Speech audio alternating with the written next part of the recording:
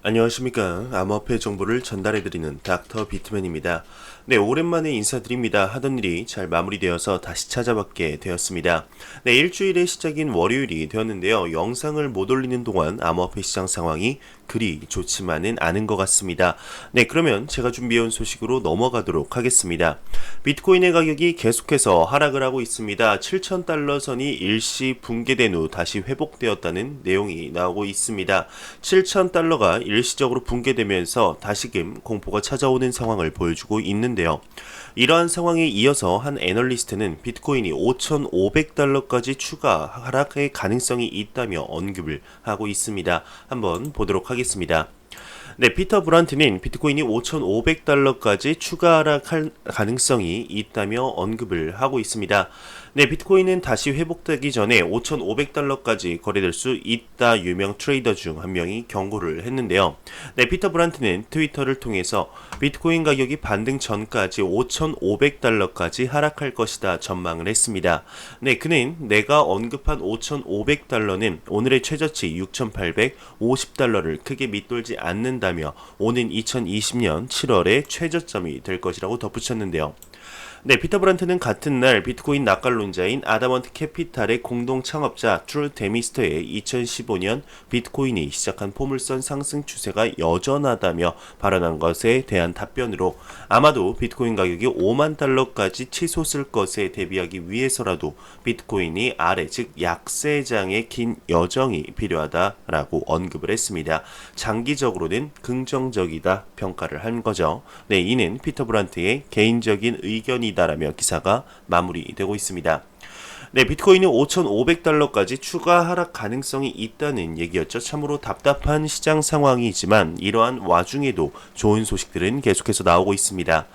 네, 암호화폐 시장에 큰 유동성을 가져다 줄 것으로 보고 있는 선물 거래소가 있죠. 바로 벡트인데요. 네, 이러한 하락 속에서도 일일 거래량이 역대 최고치를 달성했다고 합니다. 한번 보도록 하겠습니다.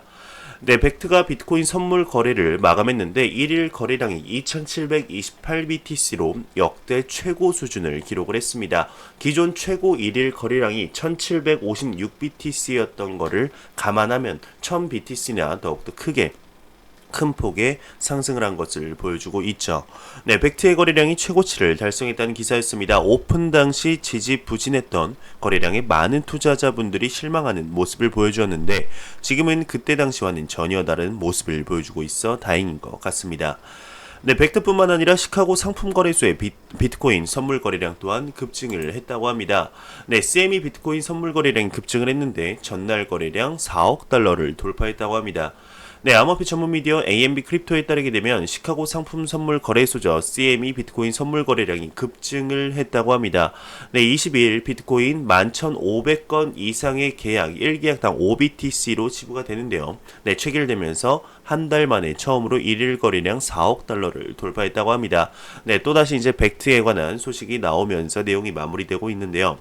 네, 시카고 상품 선물 거래소 또한 거래량이 급증했다는 내용이었습니다. 이러한 하락종 속에서도 선물 거래소의 거래량은 날이 갈수록 늘고 있는 모습이죠. 그러면서 최근 들어 대규모 이체 소식이 많이 나오고 있는 것은 여러분들도 아실 겁니다. 오늘도 또한 나왔습니다. 네, 비트맥스의 계좌에서 익명의 계좌로 167억 원 규모의 대규모 이체가 발생을 했습니다. 보통 암호화폐 거래소에서 익명의 계좌로의 이체는 중장기 홀딩을 위한 움직임으로서 긍정적으로 평가가 되고 있는데요. 그리 나쁘지 않은 소식인 것 같죠. 네, 현재 암호화폐 시장의 가격 하락에도 불구하고 비트코인 마이닝 업체, 즉 채굴 업체들의 참여도 또한 증가를 하고 있다고 합니다. 네, 한 외신에서 비트코인 채굴 업체의 가격 하락에도 참여도는 증가하고 있다 언급이 나왔습니다. 암호화폐 전문 미디어 코인텔레그래프가 암호화폐 리서치 업체 코인댄스의 데이터를 인용해서 지난주 비트코인의 가격이 약 15% 하락을 했지만 채굴업체들의 채굴 참여도는 여전히 강세를 보이고 있다 전했습니다.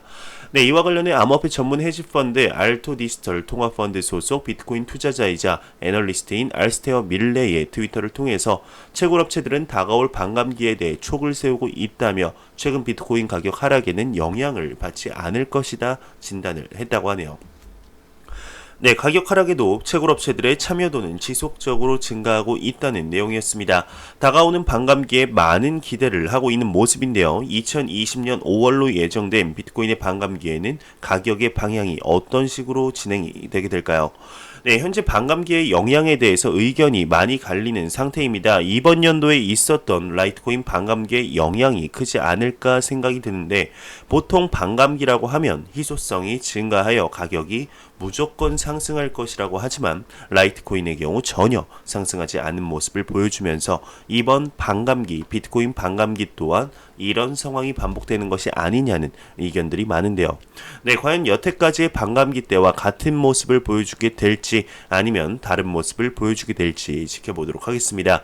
네, 최근 블록체인 기술이 채택이 가속화되면서 이제는 주민등록증 또는 운전면허증을 핸드폰에 넣어놓고 다니는 시대가 성큼 다가오게 되었죠.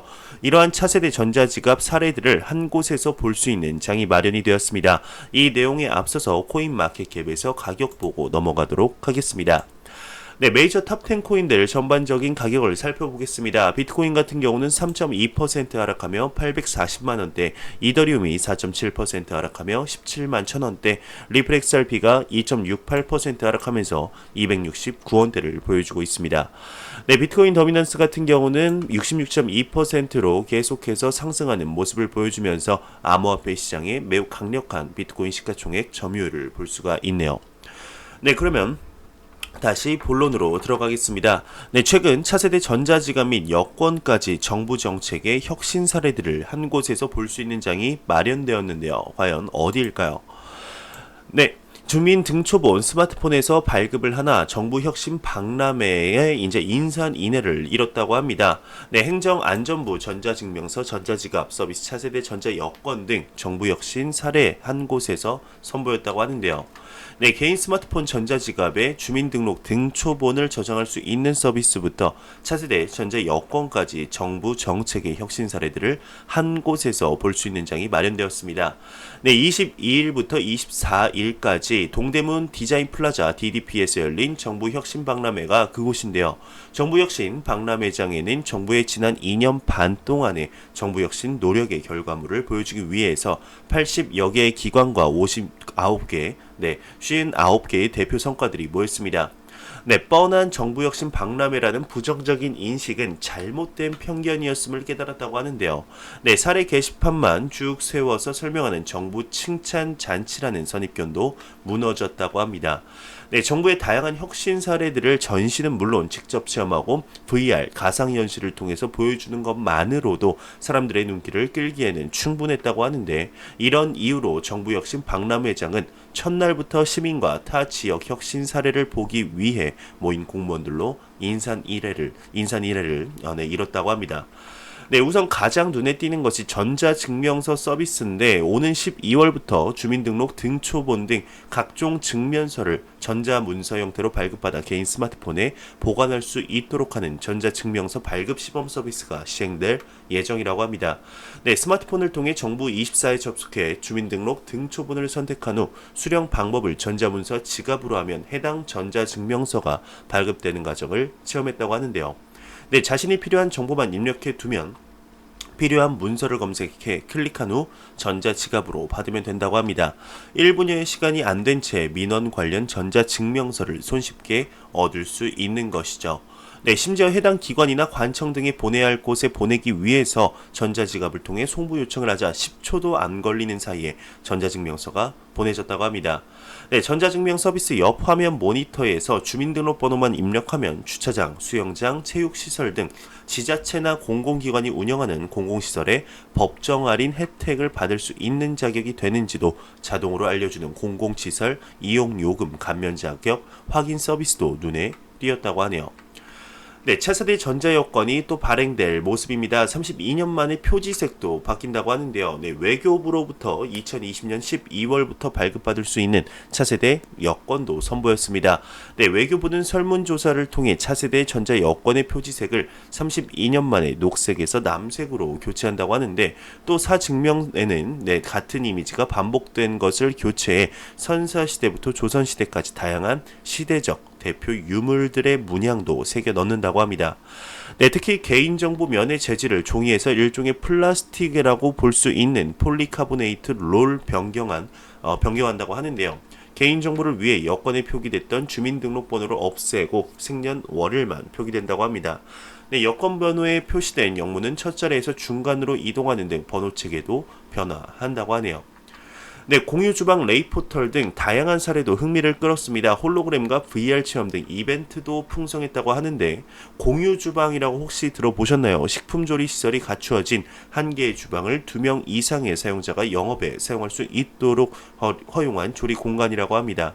네, 식약처는 식품위생법에서는 한 개 중에 한 명의 사업자만 영업을 허용하고 있는데 이런 이제 공유 주방 확산에 어려움이 있었다며 식약처는 공유 주방의 안전한 도입을 위해 규제 샌드박스를 통해서 공유 주방 시범 사업을 이렇게 허용했다고 합니다.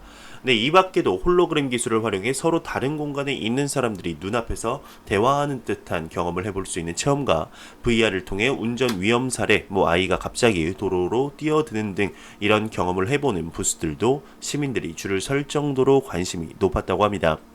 네, 한편 진영 행안부 장관은 이날 개회사에서 디지털 전환 시대에 맞춰 정부의 공공서비스와 일하는 방식도 전면 개편해 나갈 것이다. 국민이 주인인 정부군을 통해서 국민 중심의 정책 과정이 제도와 문화로 뿌리 내리도록 하겠다 언급을 했다고 하네요. 네, 이제는 점점 시대가 변하고 있는 것 같습니다. 이와 더불어 블록체인 기술이 가장 먼저 쓰이는 곳이 있죠. 바로 금융업인데요. 네, 모로코 중앙 측이 블록체인 기술은 최근 나타난 기술 중에 가장 혁신적이다 언급을 했습니다. 한번 보도록 하겠습니다. 네, 모로코 중앙은행은 금융 부분에 블록체인 도입할 것이다. 블록체인은 최근 나타난 기술 중 가장 파괴적이고 혁신적인 기술이다 언급을 했습니다. 네, 현지 시각 11월 22일 외신 코인텔레그래프 보도에 따르게 되면 모로코 중앙은행이 금융 서비스 분야의 블록체인 기술을 적극적으로 도입할 예정임이 밝혀졌습니다. 네, 모로코 중앙은행 총재 아브르델타 티프 조아리는 라바트에서 열린 아프리카 블록체인 정상회담에서 핀테크 기술 구현을 통해 기존의 금융 서비스에서 소외된 시민들에게 서비스를 제공할 수 있음을 강조하면서 사회 발전을 위해 필요함을 설명했습니다. 네, 블록체인 기술은 최근 10년간 나타난 기술 중 가장 파괴적인 기술이다. 블록체인 기술은 모로코가 모든 개인과 기업들이 공식적인 금융 상품과 서비스에 접근하도록 도와 국가의 사회, 경제적 통합 달성하는 데 도움이 될 것이다 언급을 했는데요. 네, 모로코 중앙은행은 특히 기존 금융 서비스를 받지 못하는 시민들을 대상으로 서비스 제공이 가능한 저비용 모델을 개발하고 있는 것으로 알려졌습니다. 네, 모로코 중앙은행이 적극적으로 도입하겠다는 내용이었죠. 이미 모로코의 경우 인도에서 두 번째로 큰 기업인 타타 컨설팅을 통해서 모로코와 쿠웨이트의 증권 예탁기관 사이의 결제를 성공리에 마쳤었습니다. 그 결제가 바로 블록체인을 통해서 이루어졌는데요. 네, 이를 통해서 블록체인 기술의 우수성을 깨닫고 연구를 지속 개발한 것이 아닌가 생각이 듭니다. 현재 모로코의 경우는 2017년 말 정부가 공식적으로 암호화폐를 불법으로 규정했었는데 하지만 아이러니하게도 비트코인 채굴을 위해 풍력 발전소를 건설하는 모습을 보여주었습니다. 참 아이러니한 상황이죠. 네, 모로코 내에서 암호화폐 시장이 어떤 방향으로 나아가게 될지 지켜보도록 하겠습니다. 네, 최근 암호화폐 시장의 하락이 지속되면서 리플 XRP의 가격 또한 지지부진한 모습을 면치 못하고 있습니다. 네, 이러한 와중에 트럼프와 리플 XRP의 상관관계에 관한 내용이 나왔는데요. 한번 보도록 하겠습니다. 네, 미 트럼프가 술에 취해 리플 XRP에 관한 비밀을 밝히다라는 내용의 제목의 기사가 나왔습니다. 네, 19일 밤 특별 기부 행사에 폭동이 보고된 후에 도널드 트럼프 대통령은 미국의 디지털 자산 XRP 채택에 의해서 신뢰할 수 없는 연기 수준을 높이려는 계획들을 폭로하는 트윗을 쏟아냈습니다. 네, 스테파니 그리샴 공보장관은 트럼프가 최근 임명된 크리스틴 라가르드 유럽중앙은행 회장에게 실제로 사적인 문자를 보내는 것으로 생각했다며 그는 분명히 약간 술에 취해 있었다라고 언급을 했는데요. 백악관은 어떤 디지털 자산에 대해서도 공식적인 언급을 하지 않고 있습니다. 네, 이후 트윗이 삭제가 되었는데 트럼프는 크리스틴 라가르드를 인사하는 첫 글에서 트럼프가 라가르드에게 개인적인 메시지를 보냈는 못한 인상을 받았다는 그리샴의 진술을 확인하는 것으로 보입니다. 네, 라가르드와 ECB 모두 언급을 회피했는데 이상한 트윗의 주체인 XRP는 많은 사람들이 세계적으로 가치를 전달하는 가장 빠르고 안전하며 가장 저렴한 방법으로 선전하고 있고 이 공개 소스 분산형 디지털 자산이라고 언급을 했습니다.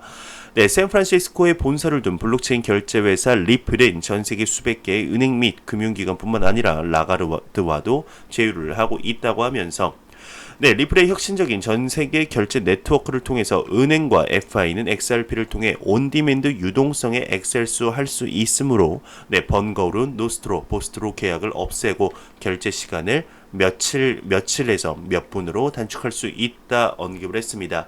네, 리플은 또한 대통령 트윗에 대한 언급을 피하고 있는데 대통령이 트위터에 올린 마지막 트윗에는 트럼프와 라가르드가 개인적인 메시지에서 서로 코드 워드를 사용하는지 의문을 제기하는 사람들이 많습니다.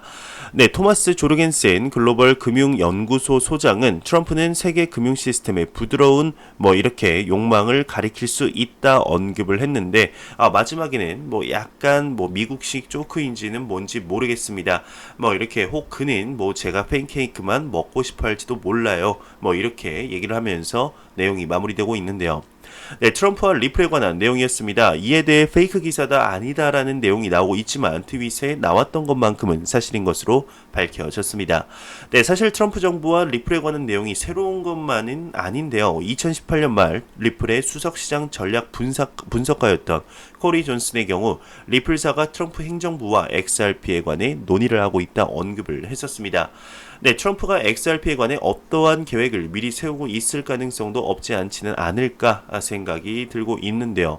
현재 계속되는 암호화폐 하락장 속 리플의 XRP에 관한 긍정적인 기사들은 가격에 어떠한 영향을 주게 될까요? 네, 바이낸스 CEO가 상하이 경찰 급습을 보도한 더 블록을 고소할 계획을 밝혔습니다. 네, 11월 21일 암호화폐 전문 미디어 더 블록은 경찰의 습격으로 바이낸스의 상하이 사무소가 문을 닫았다라는 제목의 기사를 발표했었는데 이 기사는 트위터를 통해 빠르게 전달이 되었고 일부는 이것이 최근 비트코인 가격의 폭락에 기여했음을 시사하기까지 했다고 합니다. 네, 하지만 바이낸스는 이 이야기가 순수한 퍼드라고 주장을 했는데요. 네, 이 이야기를 모르는 사람들에게는 공포, 불확실성, 의심을 나타낸다고 합니다. 네, 이에 대해서 바이낸스 최고 재무 책임자 CFO인 웨이 저우는 즉시 바이낸스 상하이 사무소가 없기 때문에 급습은 없었다라고 주장을 했는데 바이낸스의 다른 임원들도 재빨리 그 뒤를 따라 분산 운영이 있는 회사에 대한 급습은 일어날 수 없다라고 썼습니다. 이에 대해서 CG 또한 합류를 하게 됐는데 상하이에서는 2017년부터 사무실을 유지하지 않았다. 또한 자오는 나는 중국에서 7명이나 9명 이상의 팀을 운영하고 있는 2개의 거래소를 안다며 이들 팀의 업무는 바이낸스에 대한 부정적인 내용을 쓰는 것밖에 없다라고 이렇게 덧붙였네요. 네, 이어서 이들이 이러한 바이낸스 퍼드 트윗을 멈추지 않았으면 좋겠다라고 덧붙였습니다.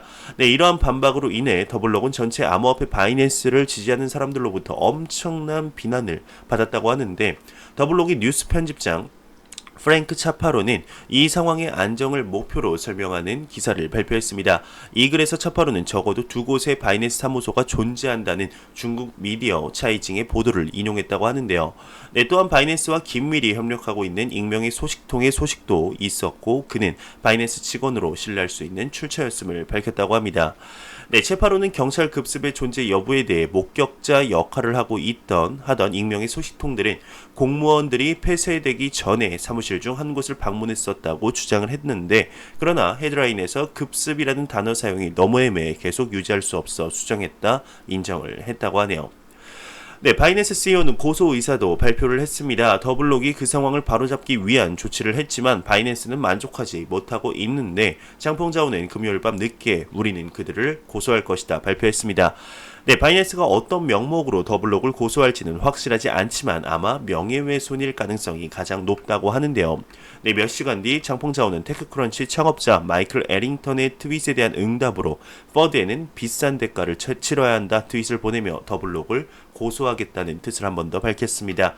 네, 자오는 더블록에게 다음과 같이 언급을 했는데 이미 그들에게 사과할 기회를 주었지만 그들은 사과하지 않았다. 가짜 경찰 습격에 대한 제목만 바꿨을 뿐이다. 자오는 다음과 같이 상세히 언급을 했습니다.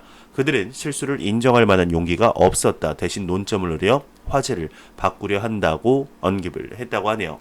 네, 상하이 사무소의 이전 존재는 방송에 남아 있는데 하지만 그 문제에 대한 더블록 원래 기사의 타당성은 아직까지 알 수 없다고 언급이 나오면서 기사가 마무리되고 있습니다.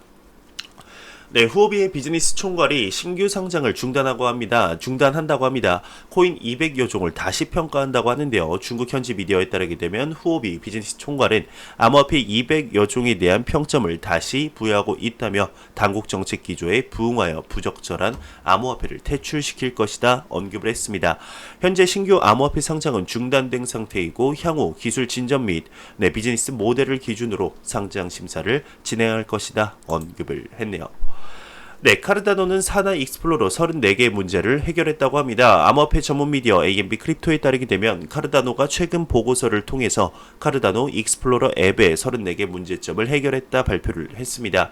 네, 이와 관련해 카르다노는 사용자의 경험, 성능, 테스트 범위, 카르다노 GraphQL의 신규 기능, 구현 등의 진전을 보였다고 설명을 했는데 또한 보고서에 따르게 되면 다이달로스 월렛의 새로운 평형 검사 버전을 공개했고 인센티브와 테스트넷 참여 사용자들에게 스테이킹 인센티브를 지급하는 테스트넷이 인센티브와 테스트넷인데 이것을 위한 다이달로스 다음 버전을 릴리즈를 준비하고 있다고 합니다.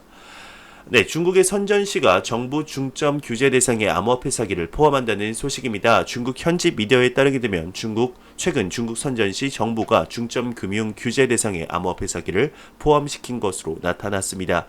네, 이에 따라서 선전시 정부 산하 인터넷 금융 리스크 전담팀 태스크포스팀은 은행 등 현지 금융 및 경찰, 통신당국에 암호화폐 사기 조사 관련 협조를 요청한 것으로 전해졌는데요. 네, 이번 선전시 정부의 암호화폐 사기 관련 중점 조사 대상은 아래와 같습니다. 총 3가지인데요. 첫 번째로는 중국 국경 내의 암호화폐 거래 서비스 제공 업체 및 암호화폐 거래소, 두 번째로는 중국 국경 외의 암호화폐 거래소의 서비스 채널, 암호화폐 구매 대행 등 서비스 업체, 세 번째로는 토큰 판매 업체 및 암호화폐 구매 목적 투자 자금 조달 업체, 비트코인, 이더리움 등 암호화폐 투자 업체인 것으로 밝혀졌습니다. 네, 크라켄이 시스템 업그레이드 작업 완료를 공지했습니다. 24일 미국 암호화폐 거래소 크라켄이 공식 트위터를 통해서 시스템 업그레이드 작업을 완료했다며 업그레이드 기간 일시 중단됐던 입출금 서비스를 재개한다 공지했습니다. 네, 앞서 크라켄은 24일 오전 1시부터 시스템 업그레이드를 진행한다 공지한 바가 있었네요. 네, 글라디우스는 운영 자금 부족으로 회사 운영을 중단했습니다. 암호화폐 전문 미디어 코인텔레그래프에 따르게 되면 미국 워싱턴 소재 블록체인 스타트업 글라디우스 알렉스 고드원 CTO 겸 공동 설립자가 회사를 계속해서 운영할 자금이 없기 때문에 글라디우스 네트워크 LLC의 운영을 중단할 예정이라며 기존 코드베이스는 3개월 동안 모든 사용자에게 오픈할 예정이라고 밝혔습니다. 네, 앞서 지난 2월 ICO를 통해서 1270만 달러의 자금을 조달한 글라디우스는 미국 SEC로부터 투자금 배상 및 벌금형 처분을 받은 바 있었다고 하네요. 네, 싱가포르계 거래 플랫폼에서 서비스 일시 중단을 공지했습니다. 싱가포르에 본사를 두고 있는 거래 플랫폼 비트소다가 공식 홈페이지를 통해 중대 구조 개편을 위해 암호화폐 관련 서비스를 일시 중단한다 공지를 했습니다.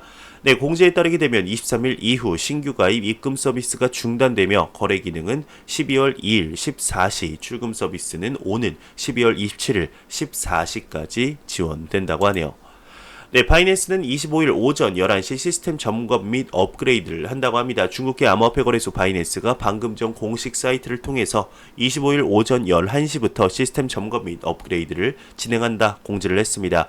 네, 점검 작업은 약 2시간에서 4시간 정도 소요될 예정인데 공지에 따르게 되면 점검 기간 동안 바이낸스 내 입출금, 암호화폐 현물 및 마진 거래, C2C 거래, 재테크 상품 신청 및 철회 내부 자산 이동 등 서비스는 일시 중단될 예정이라고 합니다.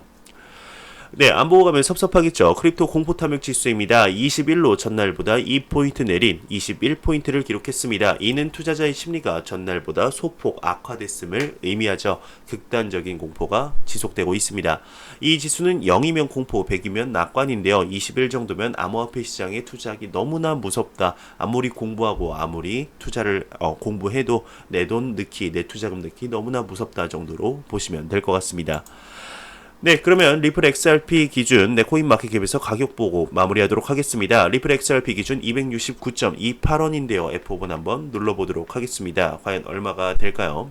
네, 266.74원으로 3원가량 더 추가 하락을 하면서 암호화폐 시장의 하락이 더욱더 가속화되고 있는 것 같습니다.